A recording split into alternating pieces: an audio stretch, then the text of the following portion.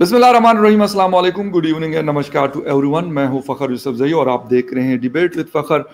आज की special debate यकीनन आपको पता है कि अफ़गान सिचुएशन किस तरीके से तेज़ी से बदलती हुई सूरत हाल है। जो चीज़ें हमें महीनों में नज़र आ रही थी वो दिनों में, और जो दिनों में नज़र आ रही थी वो जिसे कहते हैं घंटों में हुई, और जो घंटों वाली सिचुएशन थी वो मिनटों में अब चेंज हो रही है। और यकीनन इस वक्त अफगानिस्तान पूरे के ऊपर तालिबान का कब्जा हो चुका है, बल्कि जो आर्च जिसको कहा जाता है सदारती महल है काबुल का, वहां पर भी इस वक्त वो मौजूद है, क्योंकि मुल्ला बरादर जो है वो 2 दिन बाद दोहा से ट्रेवल करने वाले हैं टुवर्ड्स काबुल। तो उसके लिए सारी तैयारियां, जो अभी थोड़ी देर पहले मेरी बात हुई थी कुछ दोस्तों से, कर्फ्यू भी वहां पे लगा हुआ है, लेकिन जो सहाफ़ी लोग हैं तो वो इंफॉर्मेशन जो उनको मिली होगी आखिर टाइम तक 8 बजे से कर्फ्यू नाफिज है।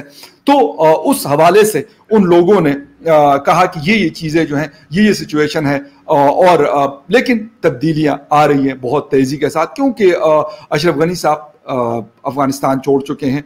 कोई कहते हैं वो उज़्बेकिस्तान है, कोई कहते हैं कि वो रशिया गए हुए हैं, लेकिन इस वक्त जो मुझे इत्तला मिली, और एक बड़े ऑथेंटिक किस्म के जर्नलिस्ट हैं वहाँ काबुल के, तो उन्होंने कहा कि ही इज़ इन ओमान। तो वो ओमान गए हुए हैं, अफगानिस्तान से वो जा चुके हैं सदारती महल। रशीद दोस्तम साहब उज़्बेकिस्तान है, अमरुल्लाह साले साहब गए हुए हैं, और कुछ लोग अशरफ गनी साहब के साथ ओमान गए हुए हैं। इसके साथ साथ मतलब हर मुल्क अपनी अपनी स्ट्रेटेजी क्लियर कर रहा है, बट राइट नाउ हिंदुस्तान हमारा पड़ोसी मुल्क है, उसके हवाले से मुकम्मल खामोशी है, क्योंकि उनकी बड़ी एक अच्छी दोस्ती रही है अशरफ गनी साहब के साथ, लेकिन वो कुछ नहीं बोल रहे हैं, उनके सरकार की तरफ से कोई स्टेटमेंट नहीं आया। खैर आ जाएगा, ऐसी वो नहीं है, हो सकता है कल या परसों या तरसों वो अपनी बात करे कि हमें अब नेक्स्ट लेके क्या जाएंगे। इस वक्त मेरे साथ हमारे बड़े अच्छे दोस्त senior journalist from India Rohit Sharma ji मुझे ज्वाइन कर रहे हैं। Thank you very much Rohit for joining the show. Thanks a lot for taking me on this serious subject. आज ही जो कुछ हुआ है सब सारी दुनिया की नजर लगी हुई थी, बिल्कुल साथ में आज सारे न्यूज चैनल्स इस पे लगे थे, and the fall was dramatic. Absolutely right, absolutely right, you are absolutely right Rohit ji. बहुत सारे लोग ये कह रहे थे कि यार शायद तालिबान काबुल को मतलब फतह ना कर सके या उस पर कब्जा ना कर सके, लेकिन वो सिचुएशन यानी विद इन 24 आवर हमने देखा, कंधार के बाद जलालाबाद, और जलालाबाद के फौरन बाद काबुल जो है, और उसके बाद आज तकरीबन दोपहर के टाइम अशरफ गनी साहब जो है वो सदारती महल को छोड़ चुके थे, और वो जा चुके थे। मतलब पहले तो ये पता नहीं चल रहा था कि वो कहाँ गए हुए हैं, पहले ये आ रहा था कि रिजाइन कर गए, ये कर गए, वो कर गए, उसके बाद लोगों ने कहा कि वो दुशंबे गए हैं, लेकिन अभी जो फाइनल इतलात आई हैं according to that he is in Oman right now. ये बताएं रोहित जी कि अफगानिस्तान के अंदर हिंदुस्तान ने बहुत सारे काम किए हैं, मतलब पार्लियामेंट बना के दिया, और बहुत ज्यादा दोस्ती थी, और अशरफ गनी साहब की और मोदी जी की आपस में मैं कहूंगा काफी ज्यादा दोस्ती थी, आपस में आना जाना, और अशरफ गनी साहब अक्सर दिल्ली का दौरा किया करते थे, या बाकी उनके जो फोर्सेस के लोग थे वो बहुत ज्यादा आया करते थे, ट्रेनिंग्स वगैरह होती थी, हेल्प हर किस्म की हिंदुस्तान ने उनकी। मुझे ये बता दें कि इस वक्त मुकम्मल खामोशी क्यों है हिंदुस्तान की हुकूमत की तरफ से? कोई ऐसी खबर नहीं दी, मतलब कि उन्होंने ऑफर की हो अशरफ गनी साहब को कि आप न्यू दिल्ली आ सकते हैं, या कोई और किस किस्म की कोई बात, क्योंकि ऐसे मौक़ों पे लोग करते हैं, और मेरे ख्याल में यही एक इम्तिहान होता है एक दोस्त का दूसरे दोस्त के लिए। क्या टेक है आपका इस चीज के ऊपर? देखिए, अशरफ गनी जो थे वो अब तो फॉर्मर प्रेसिडेंट हैं अफगानिस्तान के, हालांकि अभी तक कोई इंटरनेशनल कम्युनिटी में से किसी कंट्री ने तो तालिबान को वहां पे रिकॉग्नाइज किया नहीं है। तो अभी भी इंटरनेशनल कम्युनिटी और यूएन के हिसाब से वो अब भी प्रेसिडेंट है पाकिस्तान के, बट मैं उन्हें फॉर्मर प्रेसिडेंट ही बोलना चाहूंगा, क्योंकि transition of power has taken place, sooner और लेटर तालिबान को रिकॉग्नाइज कर लिया जाएगा, और ज्यादातर कंट्रीज अभी मतलब जो हम लोग दिख रहा है स्पेसिफिक पावर्स उसको रिकॉग्नाइज करती दिख रही हैं। अब जहां तक बात यह है कि अशरफ गनी की बड़ी अच्छी रिलेशंस थे हमारे, नो डाउट अबाउट इट, हमारे अफगानिस्तान से शुरुआत से अच्छे रिलेशंस रहे। इंडिया ने वहां पे डेवलपमेंट बहुत किया था, इंडिया ने कभी भी वहां पे इन्वेस्टमेंट नहीं किया था। इन्वेस्टमेंट मींस हम लोग आपके पास ये बना रहे हैं और इसका आप हमें रिटर्न हर महीने हर साल देते रहिएगा, ऐसा इन्वेस्टमेंट नहीं था। हम लोगों ने पेमेंट करके पैसा अपना लगा के और वहां पर डेवलपमेंट किया था और उनको बोला था आप यूज कीजिए।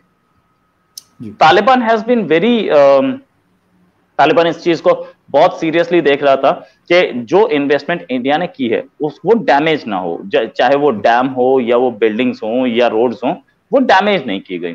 तो हाँ, ये भी देख रहा है कि वो डेवलपमेंट के खिलाफ नहीं है जो इंडिया ने किया था। हम लोगों के वहां पे डेवलपमेंट प्रोजेक्ट्स चल रहे थे, आज भी चल रहे हैं। हमारी एम्बेसी अभी तक इवैक्यूएट नहीं हुई है वहां से, हमने एम्बेसी बंद नहीं किया।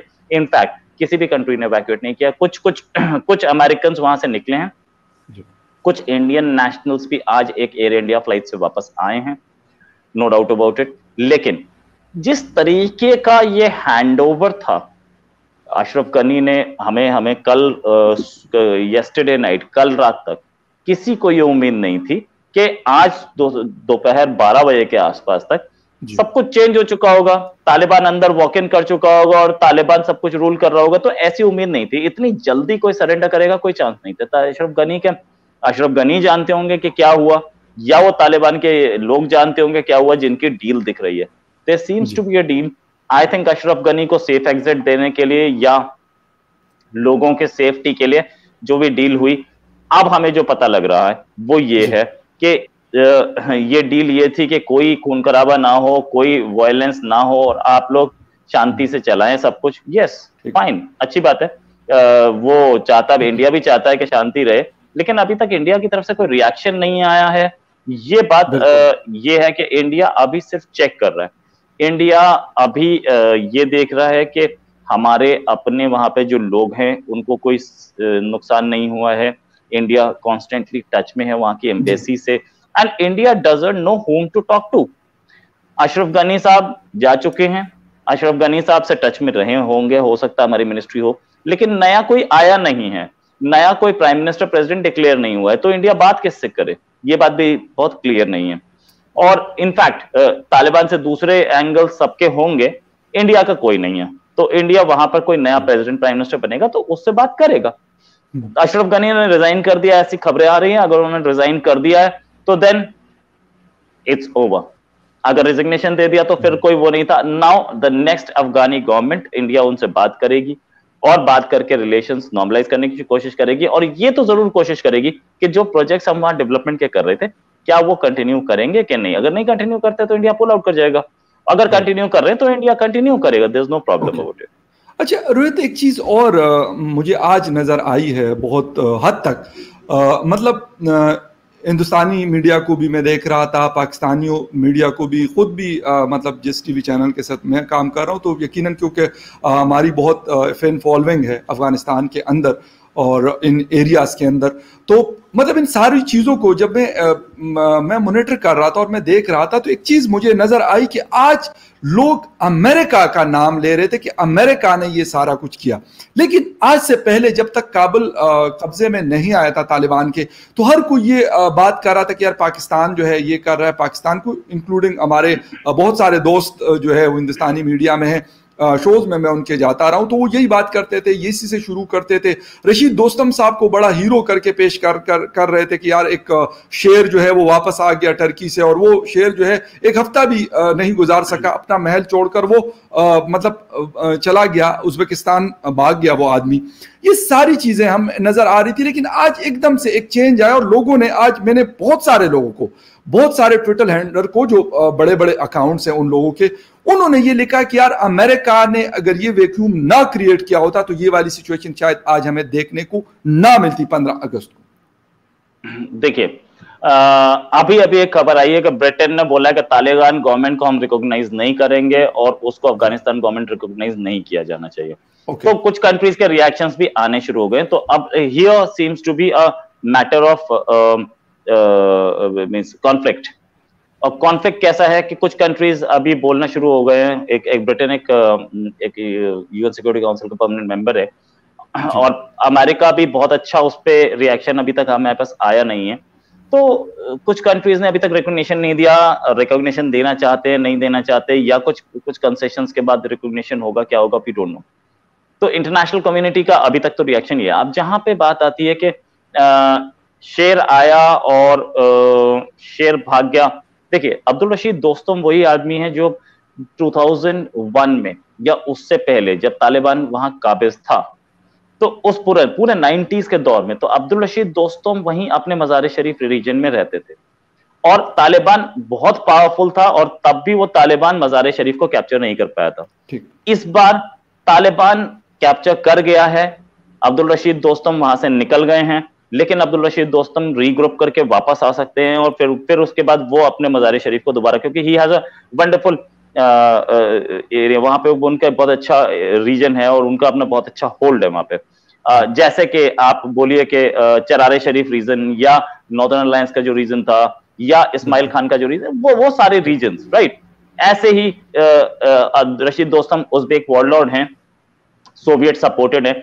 अभी उनके पास क्योंकि पिछले 20 साल से उनको एम्युनिशन, आर्म्स एंड एम्युनिशन की जरूरत नहीं पड़ी और उनके अपना पुराना हो चुका होगा क्योंकि उन्होंने उसमें एक्सपेंडिचर नहीं लगाया, तो होगा वो नया लेकर के वो इसीलिए भागे होंगे कि वो मैं नया लेकर के और दोबारा रीग्रुप करके वापस आऊं।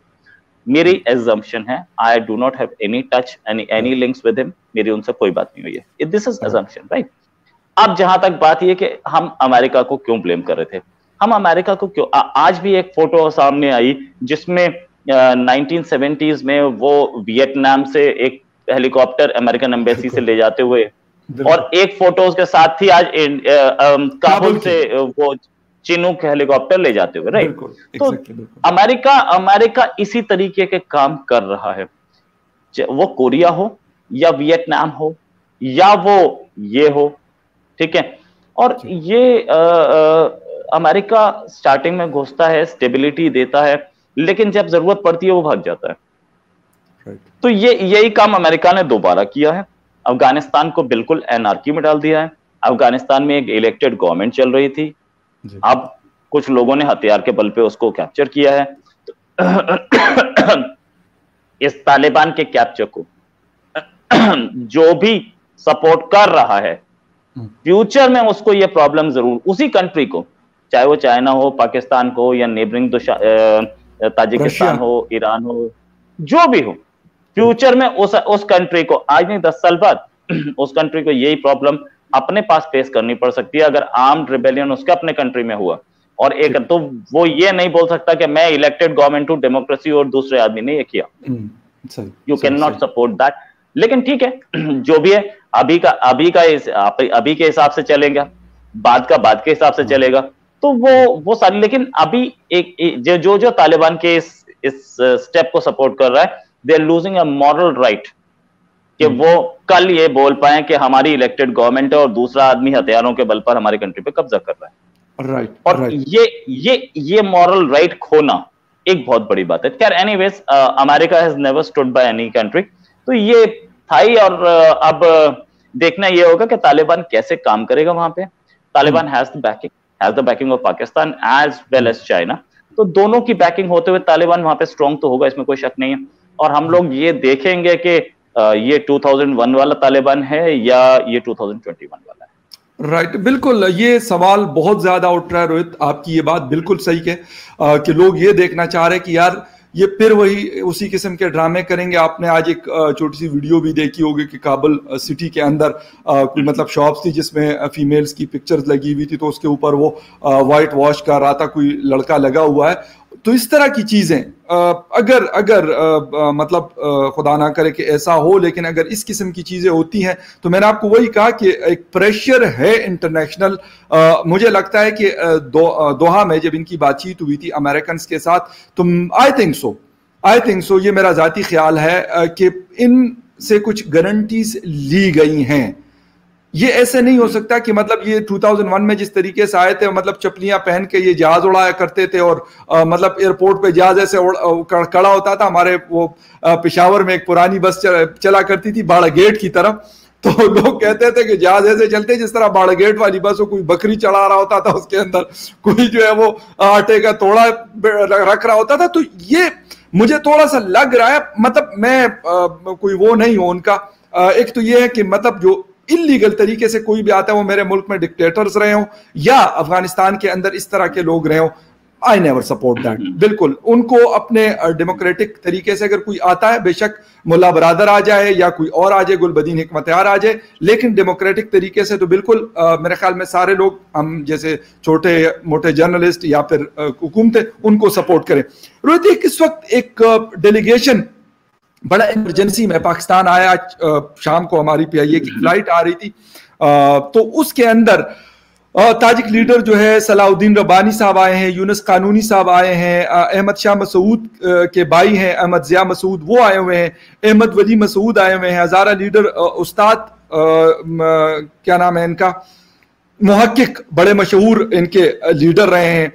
इसके अलावा करीम खलीली साहब आए हुए हैं और बहुत सारे लोग, तकरीबन 10-15 लोगों का ये एक जिसे कहते हैं उलिसी जरगा लेके आया हुआ पाकिस्तान। क्या हिंदुस्तान के साथ भी इस किस्म की कोई राब्ता किसी का भी, मतलब अब्दुल्ला का हो या इस तरह के जो लोग हैं वहां के पॉलिटिकल लोग हैं, क्योंकि मतलब सिर्फ अशरफ गनी साहब तो नहीं थे कि अगर वो चले गए तो बाकी लोग नहीं हैं, क्योंकि आज मेरी थोड़ी देर पहले जिसे कहते हैं कि शहजाद साहब से मेरी बात हो रही थी, वो कह रहे हैं कि मेरा ऑपरेशन हुआ है, हॉलैंड में हूं मैं इस वक्त, हार्ट सर्जरी मेरी हुई है और 10 या 15 या 20 दिनों में जैसे ही मुझे वो क्लियर करते हैं डॉक्टर्स, तो I will back to Kabul और फिर हम देखेंगे कि किस तरीके से बातचीत हो सकती है। तो इस तरह का कोई हिंदुस्तान मतलब कुछ लोग ऐसे आए हों, क्योंकि स्पेशल फ्लाइट आज जा रही थी, तो ये भी स्पेशली फ्लाइट थी जिसमें ये लोग आए हैं इस्लामाबाद, तो ऐसी कोई इत्ला है कि दिल्ली भी कोई इस तरह के कोई लोग आए हों? नहीं, दिल्ली अभी तक हमें नहीं पता है कि कोई आया है कि नहीं, अभी तक हमारे पास कोई ऐसी इंफॉर्मेशन नहीं है। दिल्ली में कोई बातचीत भी नहीं हो रही है इस मामले में। हाँ, जो लीडर्स हैं उनसे बात हो सकता है। एक अफगानिस्तान के MP जरूर आए हैं जिनका नाम है अब्दुल कादिर जजाई, और वो कैसे आए हैं वी डोंट नो, गवर्नमेंट की तरफ से आए हैं या अपनी फैमिली को लेके आए हैं, लेकिन उन्होंने ये बोला है एयरपोर्ट पे उतर के मेरी फैमिली अब भी काबुल में है। तो जो भी वो करने आए, लेकिन एक बड़े बड़े लीडर्स जो है या तो वो काबुल में बैठे हैं या वो इस्लामाबाद आए हुए हैं या वो किसी और जगह। इंडिया में कोई नहीं है अभी, इंडिया में कोई नहीं है और कोई बातचीत भी नहीं हो रही है, राइट। तो इंडियन गवर्नमेंट जरूर टच में होगी बाकियों के साथ, लेकिन ज्यादातर जैसे आपको एक वहां के एक बहुत बड़े वॉरलॉर्ड हुआ करते थे, बहुत बड़े लीडर हुआ करते थे, इस्माइल खान, जो कि पंजशेर वैली में बहुत बहुत पावरफुल थे, उनको भी अभी 2 दिन पहले तालिबान ने अरेस्ट कर लिया था। तो अब ऐसे बड़े बड़े लीडर्स को अगर तालिबान अरेस्ट कर लेगी तो सिचुएशन तो यही है कि वहां पे कोई लीडर रह नहीं गया। अब अगर दोस्तों भाग गए हैं तो दोस्तों को भी दोस्तों से भी हो सकता है टच में हो गवर्नमेंट ऑफ इंडिया, तो वी डोंट नो। अच्छा, इस्माइल खान के बारे में जो इतलात मिली हैं वो ये था, बल्कि उनकी पिक्चर्स भी गालिबन मैंने ट्विटर पे शेयर भी की थी, तो इस्माइल खान के साथ बाकायदा उनका मुआहिदा हुआ था। इस्माइल खान ने कहा कि मेरे जितने भी लोग हैं, मतलब ये आपके खिलाफ नहीं लड़ेंगे, क्योंकि एक लश्कर को लीड करते थे, पुराने बड़े तगड़े किस्म के लीडर रहे, बिल्कुल आपने जिक्र उसका किया। तो उन्होंने खुद कहा कि यार मैं मतलब नहीं लड़ना चाहता, हालांकि उनका भी यही था। हफ्ता 10 दिन पहले उन्होंने पूरे एक लश्कर को लीड करने का कहा था और असला उठाया था। उन्होंने कोशिश की थी कि वो अपने इलाके को शायद बचा सकेंगे, लेकिन अनफॉर्चुनेटली वो नहीं कर सके। और वो इस्माइल खान साहब का बाकायदा उनके साथ ऑफिशियल एग्रीमेंट हुआ है और वो बैठे हुए हैं, गालिबन उनका अपना घर है या कोई और जगह है जहां पे तालिबान के साथ उनकी वो डील हुई है, तो वो मतलब आज़ाद है। और उन्होंने एक ऐलान किया है कि हम सारे लोगों को आम माफ़ी देते हैं। लेकिन सर मसला ये है कि ख़वातीन के हवाले से बहुत ज़्यादा रिजर्वेशन है। रोहित जी, आपने भी बात की और हर कोई ये बात कर रहा है। फीमेल एजुकेशन के हवाले से जो फीमेल वर्कर्स हैं वहाँ पे, पब्लिक सेक्टर में हो या प्राइवेट सेक्टर में काम करने वाली, या उसके बाद मीडिया, ये 3 चीज़ें जो है ये बड़ी एक मतलब मेरा अपना एक डर है कि ये लोग जो हैं, और अभी तक जो इतलात आई भी हैं, कहते कि आज भी काबुल के अंदर जो कॉलेजेस वगैरह थे, फीमेल मतलब लड़कियों की कॉलेजेस या स्कूल्स थे, तो उनको कहा कि आप लोग छुट्टी कर लें और अपने अपने घरों को चले जाएं। तो इस तरह की चीज़ों के ऊपर माइट बी पॉसिबल, मतलब आपका टेक मैं ले लूँगा, लेकिन मुझे लगता है कि इस तरह की चीज़ों के ऊपर शायद कोई भी मेरे ख्याल से उनको रिकॉग्नाइज नहीं करेगा या उनकी ये वाली जो चीज़ है इनको नहीं मानेगा। अभी तक तो हमें जो पता लगा है वो ये है कि तालिबान जो गवर्नमेंट बनाने जा रहा है उसमें एक लेडी मिनिस्टर भी होंगी। अगर लेडी मिनिस्टर होंगी तो तालिबान का विमेन के लिए थोड़ा सा रवैया तो चेंज हुआ है, ठीक है, और चेंज हुआ है तो फीमेल एजुकेशन की ओर वो कुछ काम करना चाहेंगे। अभी तक हमें बहुत क्लैरिटी नहीं है, क्योंकि तालिबान जो बोलता है वो करता नहीं है कई बार। तालिबान का जो स्टेटमेंट्स होते हैं और उसका जो करना होता है उसमें उसमें जमीन आसमान का फर्क होता है। तो अभी हम लोग सिर्फ सिर्फ सबके सब वेट एंड वॉच पोजीशन में, क्या पोजीशन है, क्या कितने लोग पढ़ पाएंगे, क्योंकि मेरे बहुत सारे दोस्त हैं जो कि अफगानिस्तान में हैं या अफगानीज हैं जो बाहर रह रहे हैं, वो सारे भी यही सोच रहे हैं कि अब आगे होगा क्या और क्या उनकी फैमिली वाले सेफ होंगे। लेकिन अभी करीब करीब 3 घंटे पहले मैंने एक अफगानी फ्रेंड है मेरे जर्नलिस्ट, उनसे बात की। वो बोले कि देखो सिचुएशन काम है, ये काबुल की बात है, सिचुएशन काम है, कोई प्रॉब्लम नहीं है और कोई वायलेंस नहीं दिख रही है। और ये एक डील दिख रही है अफगानी गवर्नमेंट और तालिबान के बीच में कि ट्रांजिशन बहुत पीसफुल होगा, क्योंकि सबको पता था कि तालिबान आज हम लड़ भी लेंगे तो 6 महीने बाद वो आ ही जाएगा। तो आज विदाउट एनी ब्लडशेड उसको दे दिया जाए, और दे दिया गया, ठीक है।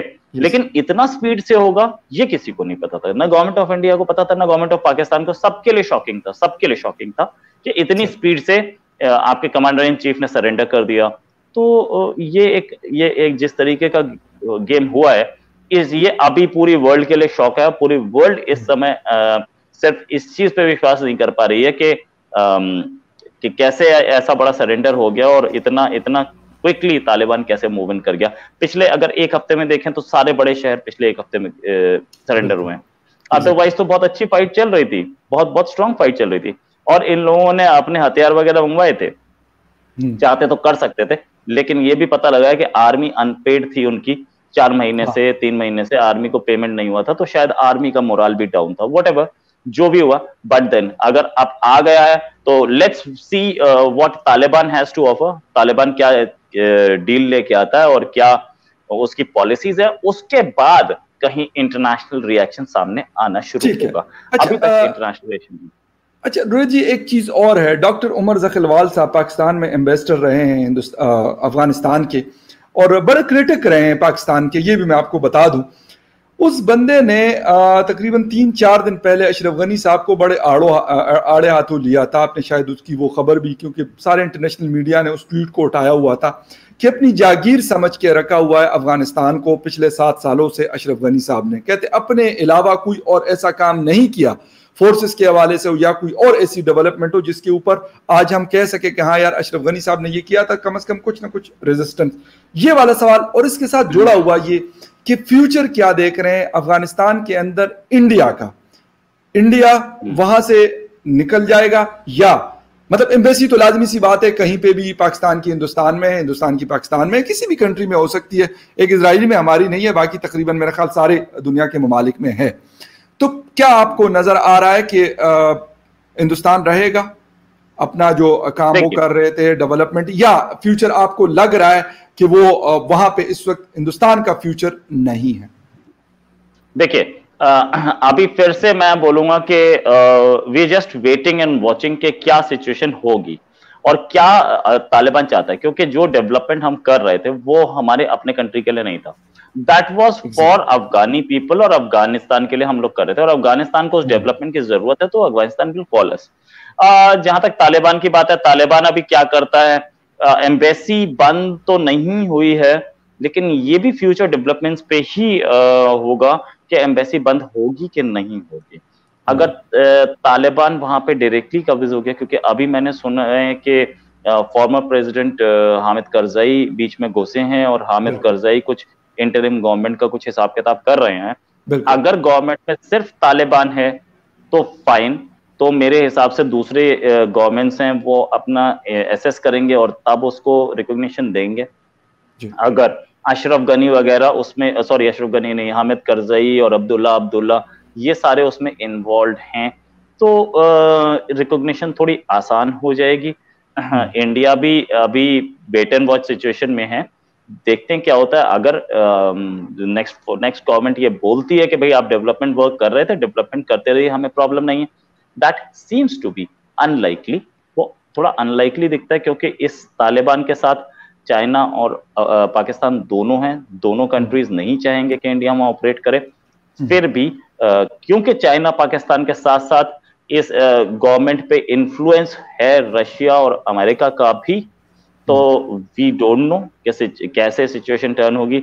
हो सकता है कि आज वो बोल दें और वो 1 साल बाद बोले नहीं डेवलपमेंट हमें चाहिए, हम इंडिया को वापस बुलाना चाहते हैं, तो ये हमें पता लगेगा धीरे धीरे करके, अभी ऑन द स्पॉट नहीं पता लगेगा। अच्छा, इन शॉर्ट बस आपसे आखिरी सवाल मैंने वो कहा था, लेकिन इन शॉर्ट आपसे ये चाहूंगा कि अगर, क्योंकि पिछली दफा तो ये हुआ था कि 9/11 हुआ था, अमेरिका ने वहां पे आकर टेक ओवर कर दिया, अपने साथ नाटो फोर्सेस बुला ली, लेकिन अब 21 साल के बाद नाटो प्लस अमेरिका या जो भी उनके दोस्त थे वो वहां से निकल गए, फाइनली वो निकल गए। तो अब दोबारा तो मेरा ख्याल वो आने से रहे कि वो दोबारा वहां पे दोबारा से take over, I don't think so, मुझे नहीं लगता कि अमेरिका या कोई मतलब नाटो या कोई और ताकत वहां पे उस तरीके से आ जाए, क्योंकि 21 साल में उन्होंने सारी सिचुएशन देख ली कि क्या हो सकता है। तो उस सूरत में फिर क्या नजर आ रहा है आपको, क्योंकि फिर तो इसका मतलब यह कि तालिबान की ही हुकूमत रहेगी। देखिए, तालिबान वहां पहुंच चुका है, काबुल तक पहुंच चुका है, करंट प्रेसिडेंट यानी अशरफ गनी वहां से भाग चुके हैं, ही हैज रन अवे, ठीक है। वहां पर जो एग्जिस्टिंग वहां के कमांडर ने सरेंडर कर दिया है, राइट, वो दोपहर में 12-1 बजे के आसपास सरेंडर हो गया था, ठीक है। तो ये 3 फैक्ट्स ये बोलते हैं कि तालिबान की हुकूमत आ चुकी है, राइट। अब और बाकी जो अभी एग्जिस्टिंग लीडर्स हैं वो अशरफ गनी को ब्लेम करने लगे हैं, राइट। तो ये दिख रहा है कि सत्ता यानी कि चेंज हुआ है रूलिंग एलीट में। अब वहां पर जो आ चुके हैं उन्हीं को गवर्नमेंट चलानी है अफगानिस्तान की, और उन्हें इंटरनेशनल रिलेशंस अपने कैसे रखने हैं और उन्हें क्या करना है, डेवलपमेंट, उनका एजेंडा क्या है, उनकी पॉलिसीज का फोकस क्या है, ये अब वो ही बताएंगे। अभी तक किसी को क्लैरिटी नहीं है, क्योंकि उन्होंने 2-3 नाम दिए थे कि ये हमारा इंटरिम प्राइम मिनिस्टर, ये हमारा इंटरिम प्रेसिडेंट, वो लोग भी नहीं पता है कि वो लोग भी पॉलिसीज क्या रखे हुए हैं, हमें नहीं पता है। तो लेट्स गो बाय इट, क्योंकि मैं ऐसी पॉलिसीज बहुत सारी बता सकता हूं जो कंट्री की पॉलिसी के फेवर में नहीं होती, राइट, या एक पर्सनल आदमी के पॉलिसी के फेवर में नहीं होती।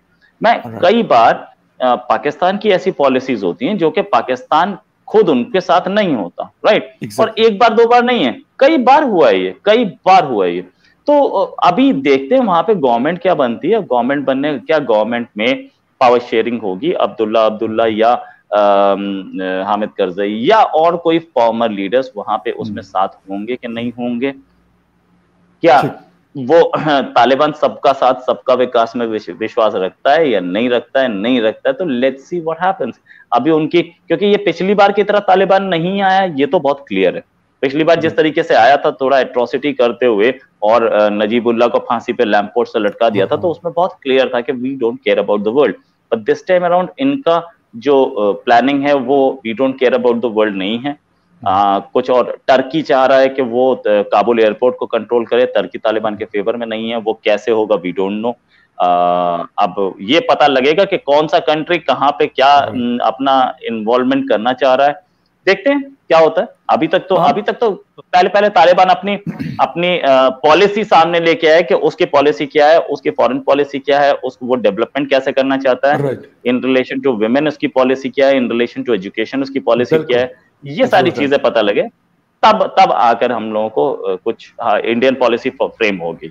बिल्कुल, आपने सही कहा। और रोहित, आखिर में मैं एक छोटी सी बात करूंगा कि कुछ लोगों ने कहा कि यार मतलब पाकिस्तानी बड़ी वाह कर रहे हैं, पाकिस्तानी मीडिया, पाकिस्तानी लोग, पाकिस्तानी हुकूमत, पाकिस्तानी मिनिस्टर्स कहते हैं कि बड़ी वाह कर रहे हैं इन हुकूमतों की। तो मैंने उनको लिखा, मैंने कहा कि अगर ये इतनी अच्छी चीज है तो हमारा बॉर्डर लगता है खैबर पुख्तनख्वा पेशावर से काबुल जो है मेरा ख्याल 3 घंटे की टोटल ड्राइव है, तो फिर तो ये चीज़ पेशावर से इस्लामाबाद से लाहौर से कराची, फिर इन सारी शहरों में भी अगर बहुत अच्छी है तो मेरे ख्याल में हम भी इसको फिर वेलकम करेंगे, लेकिन अच्छी नहीं है। मैंने उनको लिखा, मैंने कहा दिस इज कॉल्ड मुनाफिकत, और ये चीज़ जो है हमें सिर्फ अफगानिस्तान के लिए पसंद है। ये इस्लामी कवानीन और इस तरह की चीज़ें हमें न इस्लामाबाद में चाहिए, ना हमें ये लाहौर में चाहिए, ना हमें ये कराची में चाहिए। And to some extent we need that in Khyber Pakhtunkhwa, क्योंकि वो कहते हैं कि वो बड़े मतलब वो इस्लाम से बड़े करीब तर लोग हैं।